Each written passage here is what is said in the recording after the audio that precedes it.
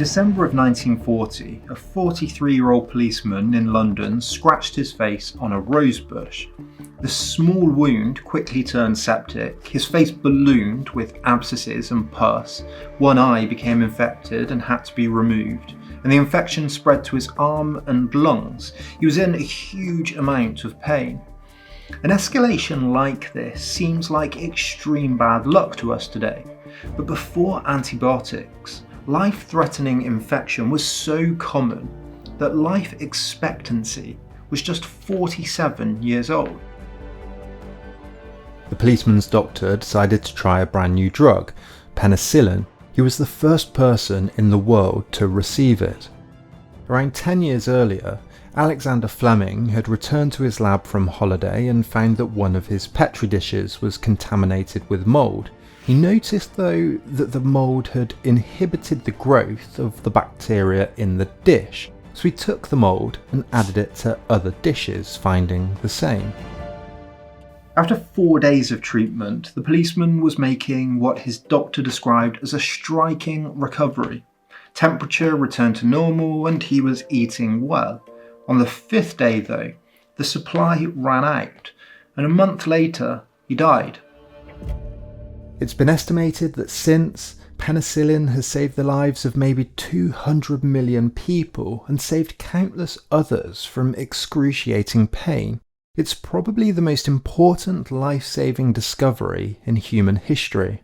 But it also points to a paradox in thinking about progress in history. Not only was it discovered by accident, the mould had floated up through a window accidentally left open onto a petri dish left accidentally out on a bench rather than in an incubator, while the exceptionally cool weather for that time of year had encouraged its growth. If the discovery of such a life-saving drug is the result of chance, how can we think about progress at all? What drives it? Is it guaranteed, or is it a myth? Of course, it wasn't just chance. Fleming was a practicing scientist embedded in a context of institutions, aims, methods in a particular culture, and so on. And compare this story to what was going on at precisely the same time, only a few hundred miles away in Germany and Poland. Millions were being systematically murdered, while the innovations of science and technology were being put to good use by Europeans slaughtering each other on battlefields. How do we make sense of this paradox, that the most important innovation in history, and other medical and scientific advances, were happening at the same time as the most devastating catastrophe in history?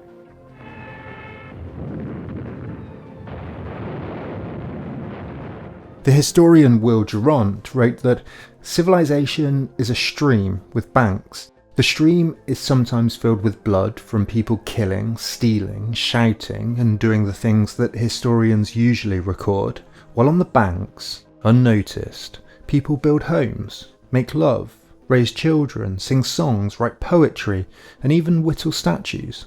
The story of civilization is the story of what happened on the banks. Historians are pessimists because they ignore the banks for the river. Is Durant right? Do we all ignore the good in history? Are we all pessimists? How do we even begin to understand the good in history? How it unfolds, what drives it, what could promote it, what we could learn from it? There are countless difficulties here. The first is, what does good even mean? What's the measure? What's the criteria? Some say health, others happiness, others wealth, stability, community, equality. A postmodern critic that it's impossible to rank these values, to compare and classify, or to place any hope in a grand narrative. What's a long life if it's lived under tyranny? What's a wealthy life if those around you live in poverty? However, if we were to begin with a loose meta-criterion that I think most would agree on, while nevertheless disagreeing on precisely what it means, we'd land on something like liberty. Liberty, broadly speaking, is the freedom to think, To speak, to do, to act, to be oneself, to go where one chooses, to strive in the way one wants to strive. To have as many as the primary goods of life as possible in order to do so. Food, shelter, transport, even things like good relationships, friendships, opportunities, and so on. Most, I think, would agree that generally more of these things is better than less. Broad liberty, in this sense, is neutral between competing ideological beliefs or political systems. It begins from a simple premise that more possibility is better than less. The society that has better access to penicillin is better than the one where you're more likely to be sent to a gas chamber.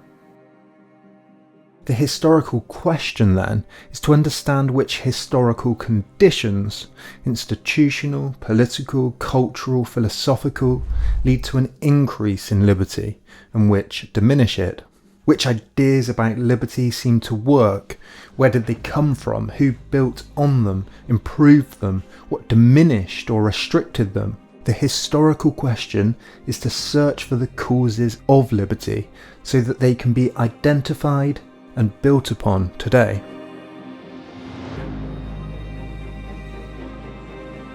Hegel argued that history was the unfolding of reason through time. Martin Luther King, who read Hegel, argued that the moral arc of history bends towards justice. Marx, building on Hegel, that economic contradictions resolve through history, leading to a more equal society. And more recently, once again drawing on Hegel, some have claimed that liberal capitalism is the end of history. All of these claims are in some sense Hegelian, and the philosopher Terry Pinkard has recently argued in a work on Hegel that the end at work in history is the securing of justice as freedom. Freedom is the relationship between desire, reasoning, acting on your desires, and recognition and authority. In other words, our desires don't exist in a vacuum. We're in constant negotiation with others and their desires, with figures and systems of authority that act upon and direct our own desires, and so on. Freedom is intersubjective. Social consciousness, culture, and institutions arise out of the interplay of all our desires socially. With this in mind, Pinkard asks, does history make sense? Is there logic in the way the interplay of desires plays out? Is history comprehensible? Or is it contingent, subject to chance, random, messy? But the totality of that interplay is meant to be directed towards increasing freedom. Hegel was a figure of the Enlightenment. Like Kant before him, he believed in a scientific approach to the world, and that included history. He argued that science was bringing the phenomena of the world around us, in nature, in humans, in everything, under what he called the concept. What he meant by this was that we have ideas of things. We have ideas of ourselves, our desires, of others, of history. We categorize things. We look at the qualities of things, the causes of things. The historian looks at the causes of World War II, for example, and builds up an idea of World War II. Importantly, it's this ability to go about the messy work of building up ideas that makes us human and provides the possibility of even having a history in the first place. A mouse has a past, but it has no real history. We have ideas of how we acted, why we acted, what we've changed since, for example. A mouse might have a drive to eat which it acts on, but a human has a concept of eating, under which reasons for eating, what to eat, when to eat, what's healthy, how to farm, where to shop, are categorized under the idea or concept of eating. What Hegel is trying to show is how we make sense of the world. That from our ideas and concepts we make judgments about how to act. Once we understand this, we can understand that the idea of salad, say, is a historical one. We've brought more understanding under the concept of salad, how it looks, its chemical composition, its effects, best ways to distribute it and eat it so it's most flavoursome, and so on. Humans develop conceptions over time. At times, ideas fall apart and are discarded, and at other times they develop and are adopted. The biblical idea that the sun went around the earth fell apart as it was observed that the opposite was true, so the idea that the Bible was the guide to wisdom was slowly superseded by an emphasis on observation and empiricism. Pinkard writes that the components of the idea arise in history, but as humans reflect on those concepts, put them to use, and modify them in the course of their collective lives, they refashion them into overall schemes of intelligibility. Hegel was expanding on Spinoza's point that modern scientific and rational inquiry expands outwards towards what he called the perspective of infinity. By looking at the causes and the qualities of the things that help us expand upon our desires and interests.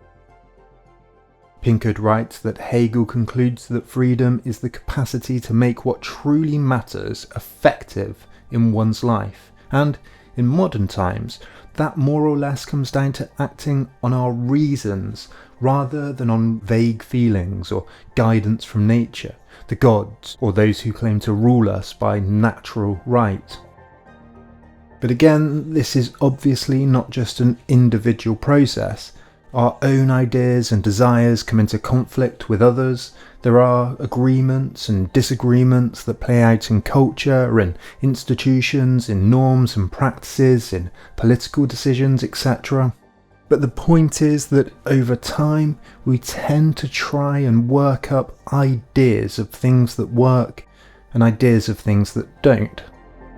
Pinkard writes that history is an arena in which people seek and have sought reconciliation. That is a kind of justification for their lives. When it comes to the meta-criterion of liberty, denouncing fascism is thought of as the same as trying to eat more salad. An individual, directed by education, cultural context, social information, makes a judgment that the former had the effect of reducing liberty in the past, and the latter has the effect of increasing energy and lifespan. Hegel says that we emerge from a realm of shadows and move towards the light of the space of reasons.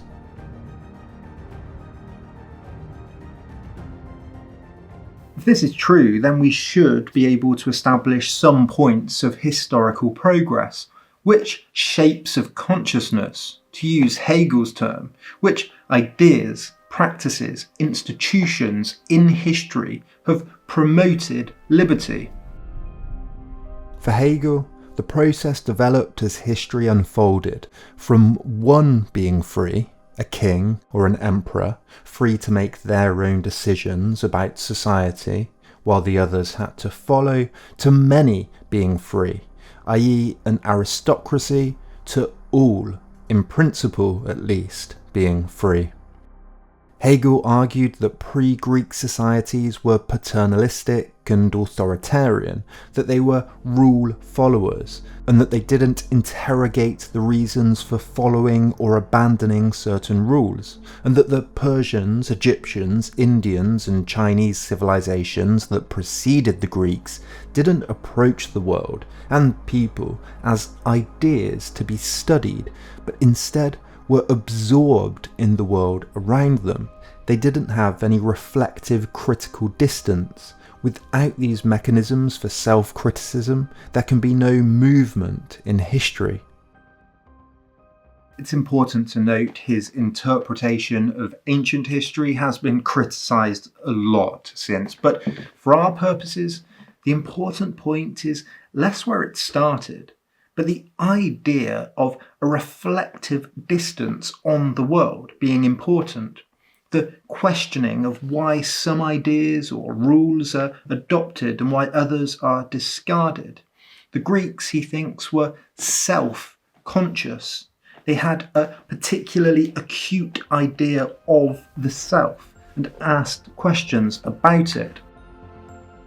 It's under these conditions that the question can be more forcefully asked. Who are the people? What does freedom mean? Who rules? And so on. Pinkard writes, the Greek miracle, as it were, was its creation of the polis, a new form of social and political organisation in history in which the ability to defend the community united with an ancient conception of justice into a new kind of unity that broke with the past and thereby combined the advantages of the emotional closeness and solidarity of traditional tribal life with the reflective and economic advantages of an urban life. That these circumstances were crucial for the developing of an idea of freedom. For the Greeks, what made someone free was self-sufficiency, that they weren't under the sway of others, that they had the means to make decisions and live by their own means, own desires, that, in Aristotle's phrase, a person was a law unto himself. Aristotle continued that it's the mark of a free man not to live at another's beck and call. Freedom meant not being compelled. It meant being self-directing, and crucially, it meant not being a slave. But, of course, women and slaves were excluded. The community had ultimate authority over the individual, and the Greek polis in its face-to-face direct democracy struggled to grow. As Benjamin Constant wrote on the problems of the ancient idea of liberty, if this is what the ancients called liberty, they admitted as compatible with this collective freedom the complete subjection of the individual to the authority of the community. In some ways, Rome expanded on the Greek idea of liberty and managed to grow by granting citizenship to many of the areas it conquered. But eventually, of course, ruling was left to the aristocracy, the Senate, and the emperor. But Pinkard writes that once the Greeks had put freedom on the map as a way of thinking about justice, there was a push towards justice as equality and as the mutual recognition of the freedom of all, an actualization of the idea of each being his or her own person.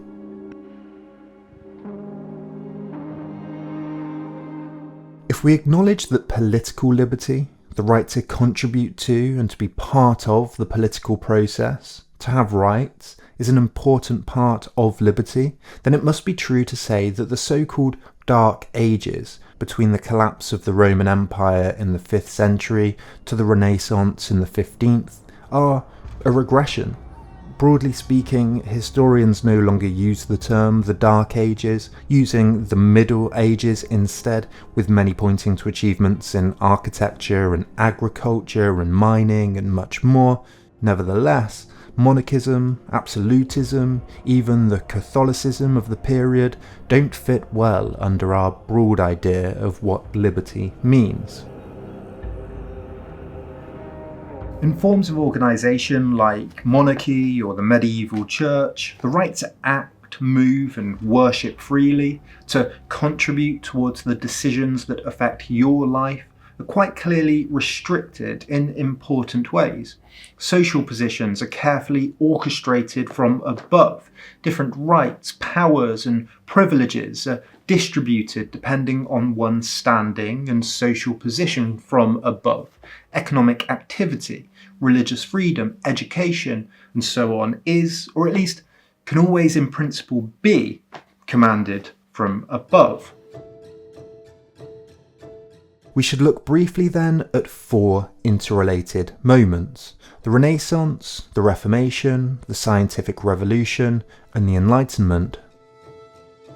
When Constantinople was taken by the Ottoman Empire in 1453, an influx of migrants into Europe fleeing led to the discovery of many ancient Greek and Roman texts on everything from music and art to politics and philosophy.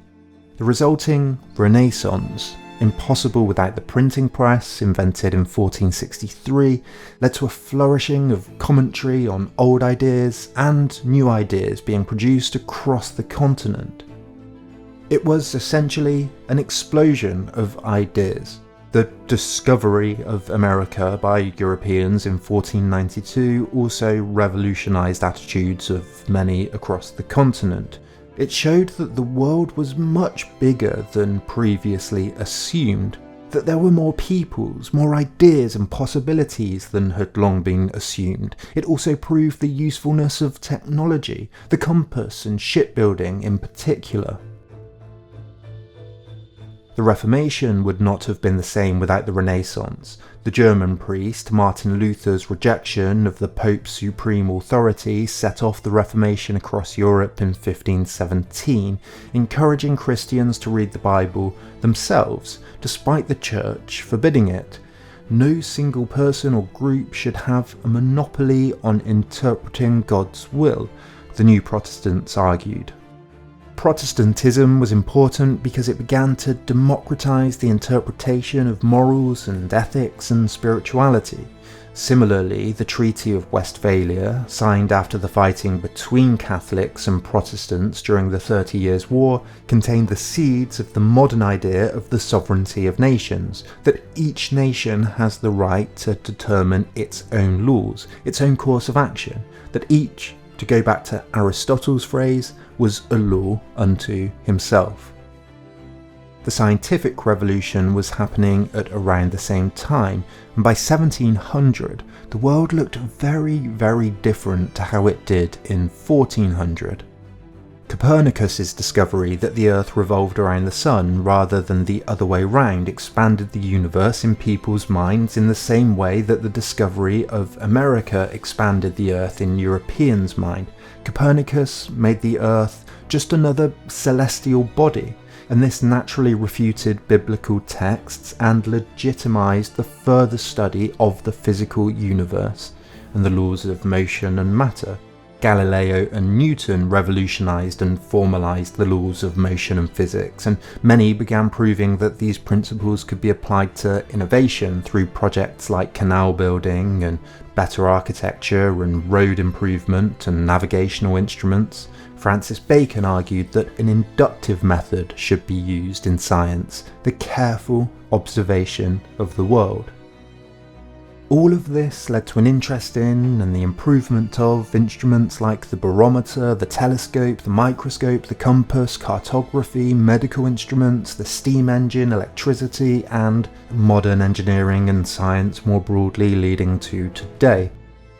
Paul Hazard says that the focus on reason was central, although many would dispute this, and he writes that the Enlightenment's essence was to examine, and its first charge was to take on the mysterious, the unexplained, the obscure, in order to project its light out into the world. The world was full of errors, created by the deceitful powers of the soul, vouchsafed by authorities beyond control, spread by preference for credulity and laziness, accumulated and strengthened through the force of time. The point is that the Enlightenment aimed to uncover, to shine a light on, to broaden out our understanding of ourselves and the universe, although, as we saw in the last video, it had a dark side too. But Pinkard says that the major turning point in world history has to do with the advantages gained by modern Europeans who have come to comprehend the eternal justice of their world as consisting in a kind of commitment to the equal freedom of all. The Enlightenment, according to many, may have been contradictory, inadequate, misguided, the idea of equal freedom for all conveniently not being applied to colonies, slaves, women, the proletariat. But the question is, despite it taking a painfully slow amount of time, Was it the nascent animating principles of freedom, justice, equality, etc. that slowly unfolded, complexified, became more forceful, more convincing, more nuanced from the ancient Greeks through to Christianity and the Reformation and the scientific revolution, the Enlightenment, and on to things like Marxism, anarchism, decolonization, human rights, and debates about freedom and justice today? Is there a through line? Is it ideas that matter? Is it economics? Is it innovation? Or is it something else?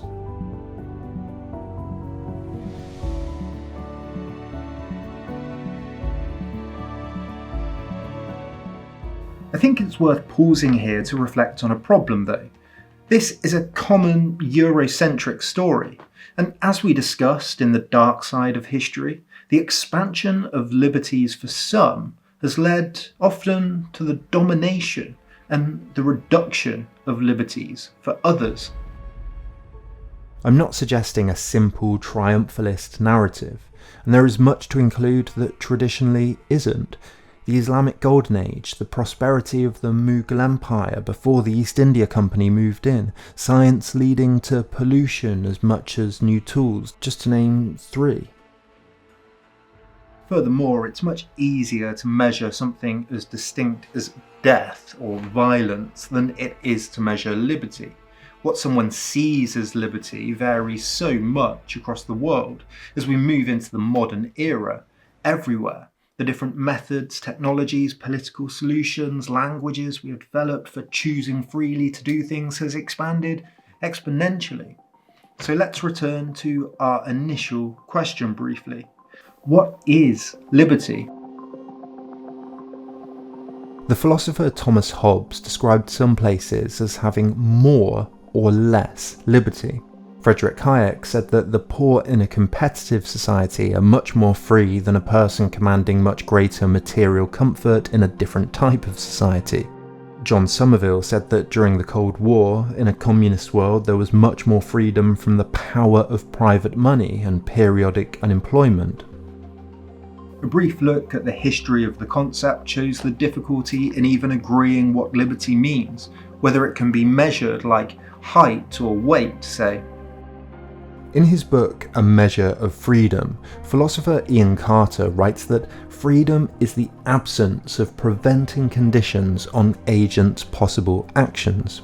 Those preventing conditions can be many. We might be physically prevented, coerced or threatened, unable because of a lack of education or resources, or being born in the wrong place. But a broad point for me is that a measure of freedom is the availability of choice. You might not be free to climb a mountain if you are incapable, but a better society, I'd argue, is the one that, if that is your choice, out of many choices, you'll have easier access to the resources and education and time and energy to do so. The same measure can be applied to jobs, health, innovation, cooking, art, religion, travel, politics. A good measure of freedom is one that should be applicable to anything.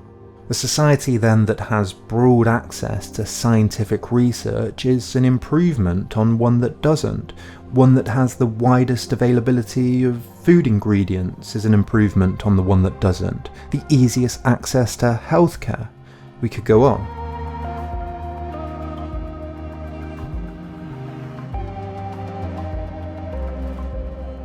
Moving into the 19th century, the new scientific, Enlightenment, liberal, rights-based order was becoming dominant throughout Europe, but especially towards the end of the century, contradictions began to appear. Was it really capitalism as a system that was responsible for progress of any kind? Could capitalism be made ethical? Could rational state organisation better direct the innovations of science and industry? Could empires be overthrown? The problem, then and now, is the difficulty in agreeing on the causes of liberty. If we say science, or at least some of it, medicine, tools, architecture, has been fundamental in improving the lives of the most people, then the focus should be to discover, protect, and emphasize the conditions that lead to the rise and proliferation of science, to oversimplify. But it's not too much of an oversimplification.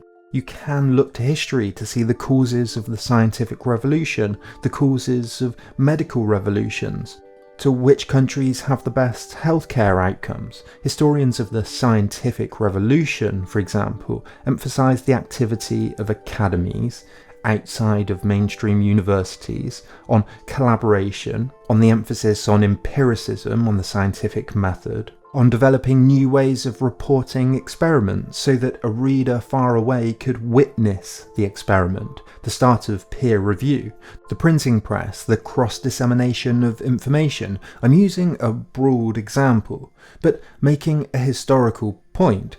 We use history. We know these things worked in the past, and we further them into the future, through public discourse, in the classroom, in the lab. Another example of this problem comes from the study of the decline of violence. It's mostly agreed now that there was a decline in homicide and violent crime from the end of the Middle Ages through, roughly speaking, to today, with quite a few blips in between. Some, like historian Peter Spurenberg, argue that the cause was the monopolization of state power. As monarchs across Europe became more secure and consolidated their authority, the royal court became a politer and more civilized place, as lords had to jostle for favour, and the monarch was able to capitalize on their power by being more intolerant of volatility. Others have pointed to the rise of commerce and the need for more civil interaction between people to make one's way in life.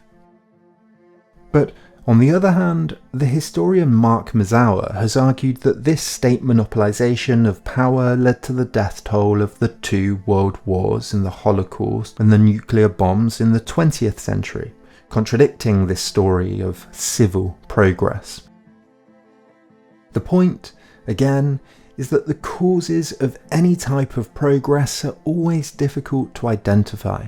Just because a monarch imposed order where elite violence would have previously gone unpunished, say, that doesn't necessarily mean the premise absolute monarchy causes less violence is universally true, like a physical statement or a mathematic formula, and so we should support absolute monarchy forever. This is a laughable error in attribution.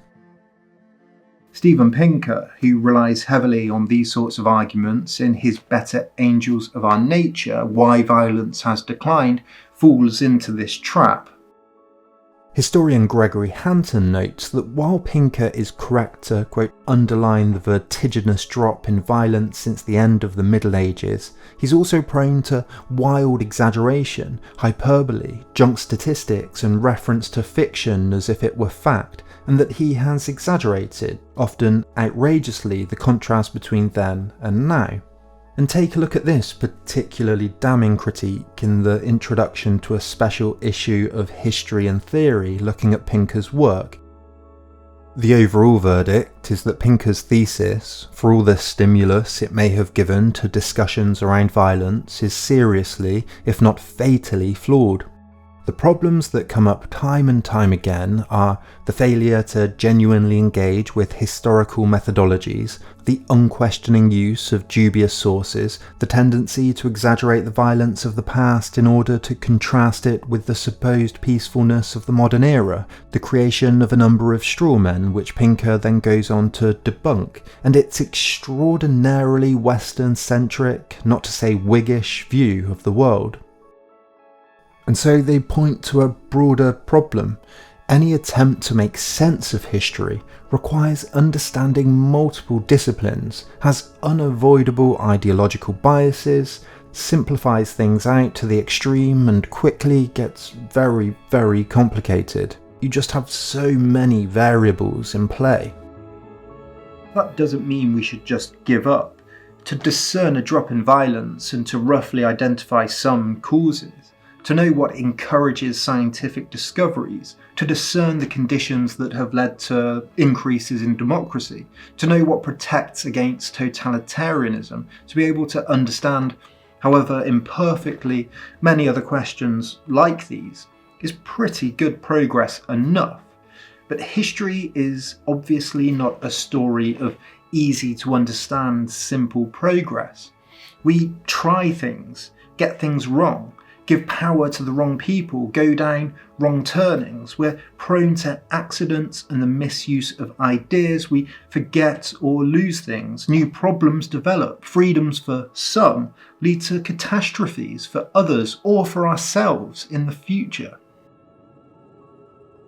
This is why Hegel said that the owl of Minerva flies at dusk, only in retrospect, as we try and make some sense out of the chaos of what's happened.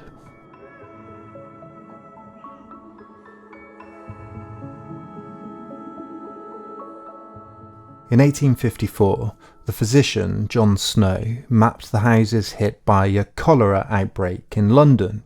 He discovered that the cases centred around one water pump. Snow's discovery was a huge breakthrough in the prevention of communicable diseases, proving that cholera was not airborne as people thought, but was caught from contaminated water. It led to an unprecedented move towards a focus on sanitation, sewage works, clean water and toilets, and in doing so, saved countless lives. Snow was looking at the causes of something in the past to make conclusions about how to prevent it in the future. It was this tradition that Alexander Fleming was working in too, and one that led to a vast range of advances in health. History is, in some ways, a scientific discipline. It's different to, say, physics, but it's still the study of objects, diaries, letters, newspapers, memos, images, and so on, to try and create an accurate picture of the past. It can then be close to objective, and it can still be an attempt to try and find generalizable patterns from a set of observations. It's much more open, of course, to interpretation than many other disciplines, to find the causes of poverty, the causes of affluence, the causes of happiness. There's a lot of subjective interpretation, and it's much more difficult to apply because we're not germs or rocks. We respond as humans. But historians have avoided making strong claims about the use of history for things like policy, for politics, for thinking about the future. And I think that's a mistake. We should still use history to try and understand the likely outcomes of scenarios and conditions, and to be able to try and predict what works and what doesn't by looking at the past and applying it to the present with a mind to the future. In the aftermath of the Holocaust, many argued it was grotesque to talk about progress, about Hegel, about the cunning of reason. The horrors weren't to be made sense of. The unpredictable evil of it disproved any inevitable progress. It disproved an interested, benevolent God, disproved the natural goodness of mankind, disproved a lot of things. It left a hole in our human nature. But if Hegel was in any way right about what progress means, the idea of the cunning of reason is not that the Holocaust was some cunning way of enticing and making progress, but a horrific veering off from reason that demands instead a reasonable response. How might we avoid something like it happening again? And since then, there's been a lot of good research on why genocides happen. I've explored some of it in this video, and it's research that helps us to see the causes of genocide so that we can try to institutionalize and protect or culturalize or educate so that we can avoid in the future, to try and create inoculations against genocide in the same way we avoid cholera, say. As our ability to influence the world around us as a species grows, as we become more advanced, as we grow our body of knowledge, the tripwires that we lay become all the more threatening. The stakes are higher. As we become more powerful, we become more dangerous to one another. With AI, the Anthropocene, nuclear weapons, the large levers of state power, of big capital, we live in a crucial moment, and we must find ways to protect against our worst impulses and incentivize our best, or we could, quite easily, trip up and wipe ourselves out. I think the threats facing us are not hyperbole. If you look at history, they're very real. But if we look to how people in the past have capitalised on the possibility for liberty, we have to, I think, be cautiously but actively optimistic. And I think when we look at the dark side and the progress in history, the word that comes to mind is bitter sweet.